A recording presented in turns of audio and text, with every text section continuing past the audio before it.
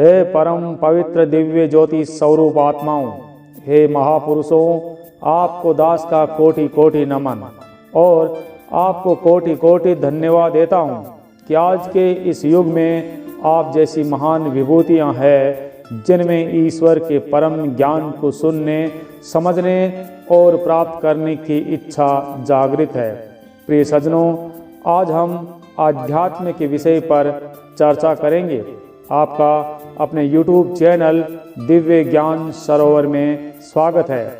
आध्यात्म क्या है, इस विषय पर चर्चा करने से पहले मैं आपको ये बताना जरूरी समझता हूँ कि आध्यात्म की जीवन में क्या आवश्यकता है।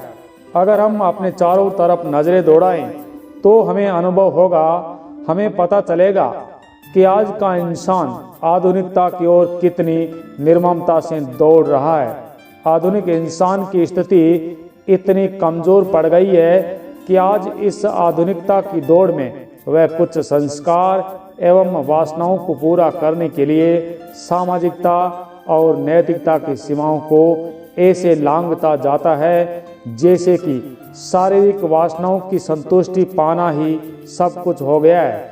आजकल समाचार पत्रों के ज्यादातर पन्ने लूट, चोरी, धोखा, अत्याचार, यौन शोषण और भ्रष्टाचार जैसे गंभीर अपराधों से भरे होते हैं। टेलीविजन पर दिन रात दिल दहलाने वाली खबरें आती है।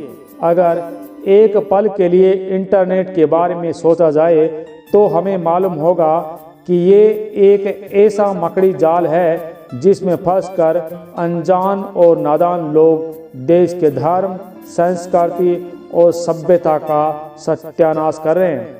प्रकृति कितनी सुंदर है, कितने सारे पशु पक्षी, पेड़ पौधे, जलप्रपात इस प्रकृति की गोद में खेलते हैं, लेकिन उसके साथ भी हमारे वैज्ञानिक छेड़छाड़ करने से नहीं चुके।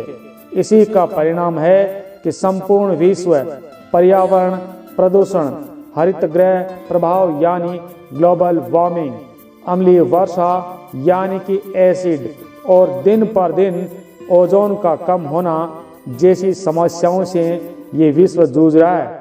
आपको सुनने में थोड़ा अजीब लगेगा, लेकिन यही सत्य है कि हमारा आधुनिक विज्ञान केवल सुख सुविधाएं जुटाने तक ही सीमित है। नैतिकता और विश्व कल्याण जैसी भावनाओं की इसमें कोई जगह नहीं रह गई है। इसलिए ज्यादातर वैज्ञानिक आविष्कार मानव समाज के विकास में सहयोगी कम बल्कि विनाश में अधिक कारगर सिद्ध हुए हैं। और इसके दृश्य जापान के हिरोशिमा और नागासाकी पर हुए परमाणु हमले में देखे जा सकते हैं। ध्यान दीजिए, मैं यहाँ पर विज्ञान को लेकर कोई अविश्वास नहीं फैला रहा हूँ, लेकिन एक महत्वपूर्ण बात की ओर आपका ध्यान खींचने की कोशिश कर रहा हूँ कि अध्यात्म के बिना विज्ञान केवल विनाश कर सकता है, विकास नहीं। और अगर विज्ञान विकास कर रहा है तो जान लीजिए उसमें कहीं ना कहीं अध्यात्म का अंश मौजूद है।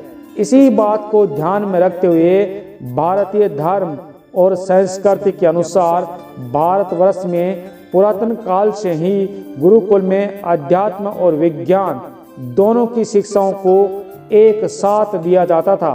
और इसके प्रमाण आर्यभट्ट, नागार्जुन, चरक सुश्रुत आदि के रूप में देखे जा सकते हैं। आजकल कोई गरीबी से पीड़ित है तो कोई बीमारी का शिकार है, कोई चिंता के गहरे सागर में गोते लगा रहा है तो कोई समय से पहले चिता सजाने की तैयारी कर रहा है।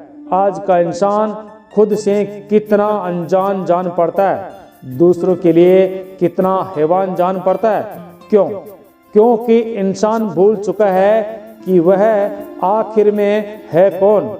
काम, क्रोध, लोभ, मोह और अहंकार रूपी भयंकर राक्षस उनके मन के धरातल पर इस कदर तांडव कर रहे हैं कि उसे एक पल के लिए भी शांति नहीं मिलती।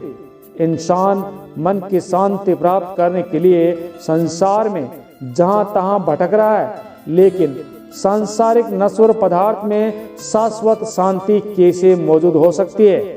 हम किसी भी पदार्थ की इच्छा क्यों करते हैं? जाहिर सी बात है, संतुष्टि पाने के लिए। क्या नश्वर पदार्थों में संतुष्टि होती है? नहीं।